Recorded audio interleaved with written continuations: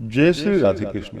आप सभी का आपके अपने YouTube चैनल पे बहुत बहुत स्वागत है। आइए आज आप सब सुनेंगे अधिक मास पुरुषोत्तम मास महात्म्य कथा में 11वें अध्याय की कथा। अब तक आपने 1 से लेकर के 10 अध्याय कथा को श्रवण किया। अगर पिछले अध्याय कथा को नहीं सुना हो तो हमारे चैनल पे वीडियो अपलोड है, आप वहां से जाकर के पिछले अध्यायों का कथा श्रवण कर सकते हैं।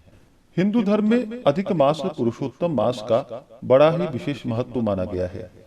इन दिनों गंगा स्नान करना, दान पुण्यों का कार्य करना, भगवान विष्णु, भगवान श्री कृष्ण, इन सबों का पूजन करना, भूमि पे शयन करना, इन सबों का बड़ा ही विशेष महत्व माना गया है। वहीं पे अधिक मास में जितने भी पुण्य कार्य किए जाए उसका कई गुना पुण्य फल प्राप्त होता है। वहीं पे अगर पाप कर्म किए जाए तो उसका भी फल अधिक ही होता है। तो आइए आज आप सब सुनेंगे अधिक मास पुरुषोत्तम मास महात्म्य कथा में 11वें अध्याय की कथा। तो बोलिए प्रेम से भगवान विष्णु की जय, माता लक्ष्मी की जय, श्री राधा कृष्ण की जय, पुरुषोत्तम भगवान की जय, सर्वदेवी देवता की जय। नारद बोले, सब मुनियों को जो दुष्कर कर्म है, ऐसा बड़ा भारी तप जो इस कुमारी ने किया, वह हे महामुने हमसे सुनाइए। श्री नारायण बोले, अनंतर ऋषि कन्या ने भगवान शिव, शांत, पंचमुख, सनातन महादेव को चिंतन करके परम दारुण तप आरंभ किया। सर्पों का आभूषण पहने देव, नंदी, श्रृंगी, भृंगी आदि गणों से सेवित 24 तत्वों और तीनों गुणों से युक्त अष्ट महासिद्धियों तथा प्रकृति और पुरुष से युक्त अर्धचंद्र से सुशोभित मस्तक वाले जटा जूट से विराजित भगवान के प्रीत्यर्थ उस बाला ने परम तप आरंभ किया। ग्रीष्म ऋतु के सूर्य होने पर पंचाग्नि के बीच बैठकर, हेमंत और शिशिर ऋतुओं के ठंडे जल में बैठकर खुले हुए मुख वाली जल में खिले हुए कमल की तरह शोभित होने लगी। सिर के नीचे फैली हुई काली और नीली अलकों से ढकी हुई वह जल में ऐसी मालूम होने लगी जैसे कीचड़ की लता सेवाड़ों के समूह से घिरी हुई हो। शीत के कारण नासिका से निकलती हुई शोभित धूम राशि इस तरह दिखाई देने लगी जैसे कमल से मकरंद पार करके भ्रमण पंक्ति जा रही हो। वर्षा काल में आसन से युक्त चौतरे पर बिना छाया के सोती थी और वह सुंदर अंग वाली प्रायः शायम धुआं पान करके रहती थी।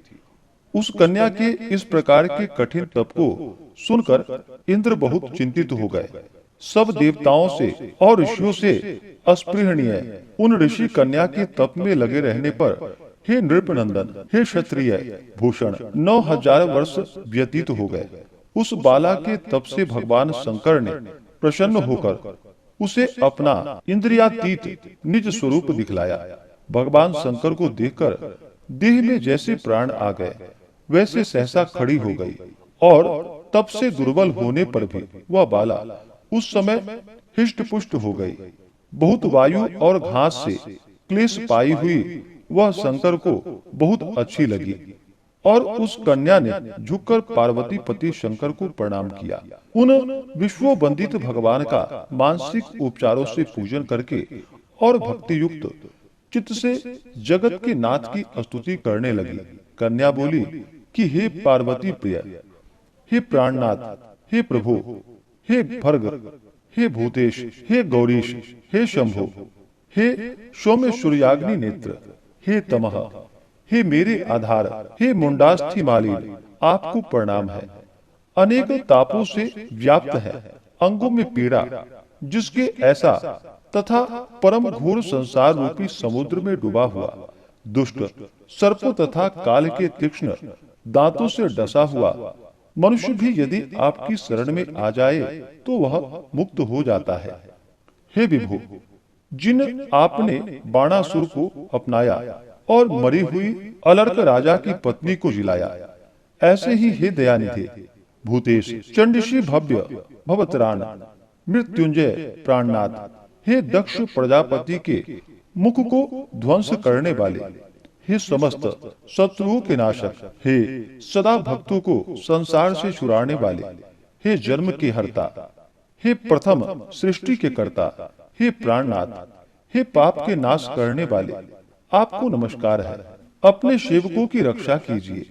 हे नृप, बड़ी भाग्यवती मेधावी की तपस्विनी कन्या इस प्रकार मन से और वाणी से शंकर की स्तुति करके चुप हो गई।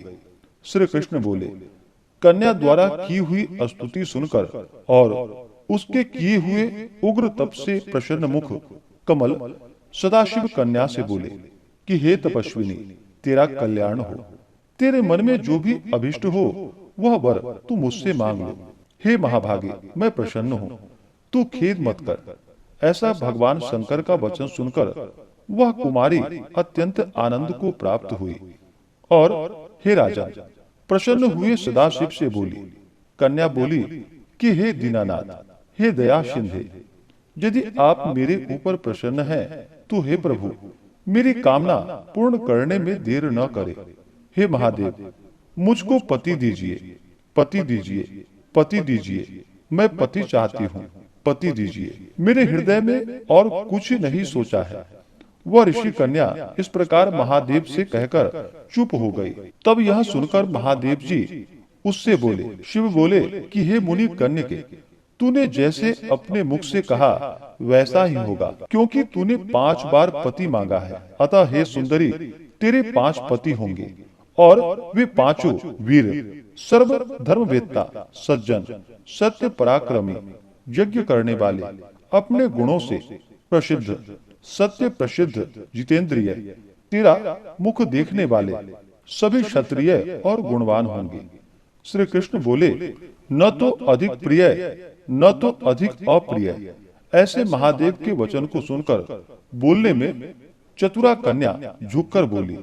बाला बोली कि हे गिरिजाकांत सदाशिव, संसार में एक स्त्री का एक ही पति होता है, अतः 5 पति का वर देकर लोक में मेरी हंसी न कराइए। एक स्त्री 5 पति वाली न देखी गई है और न सुनी गई है। हाँ, एक पुरुष की 5 स्त्रियां तो हो सकती है। हे शंभो, हे कृपानिधि, आपकी सेविका मैं 5 पतियों वाली कैसे हो सकती हूँ? आपको मेरे लिए ऐसा कहना उचित नहीं है। आपकी सेविका होने के कारण जो लज्जा मुझे हो रही है वह आप अपने को ही समझिए। कन्या का यह वचन सुनकर शंकर जी पुनः उससे बोले। शंकर जी बोले कि हे भेड़ू, इस जन्म में तुझे पति सुख नहीं मिलेगा। दूसरे जन्म में जब तू तपोबल से बिना योनि के उत्पन्न होगी, तब पति सुख को भोग कर अनंतर परम पद को प्राप्त होगी। क्योंकि मेरी प्रिय मूर्ति दुर्वासा का तूने पहले अपमान किया था। हे शुभ्रू, वह दुर्वासा यदि क्रोध करे तो तीनों भुवनों को जला सकते हैं। सो तूने अभिमानवश ब्रह्म तेज का मर्दन किया है। जिस अधिक मास को भगवान कृष्ण ने अपना ऐश्वर्य दे दिया, उस भगवान की प्रिय पुरुषोत्तम मास का व्रत तूने नहीं किया। मैं ब्रह्मा आदि से लेकर सब देवता, नारद आदि से लेकर सब तपस्वी जिसकी आज्ञा सदा मानते चले आए हैं, हे बाले, उसकी आज्ञा का कौन उल्लंघन करता है? लोक पूजित पुरुषोत्तम मास की दुर्वासा की आज्ञा से तूने पूजा नहीं की। हे मूढ़े दुजात्मके, इसीलिए तेरे 5 पति होंगे। हे बाले, पुरुषोत्तम के अनादर करने से अब अन्यथा नहीं हो सकता है। जो उस पुरुषोत्तम की निंदा करता है वह रौरव नरक का भागी होता है। पुरुषोत्तम का अपमान करने वाले को विपरीत ही फल होता है। यह बात कभी अन्यथा नहीं हो सकती।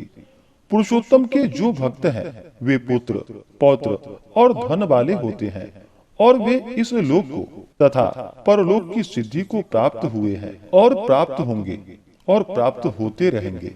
और हम सब देवता लोग भी पुरुषोत्तम की सेवा करने वाले हैं।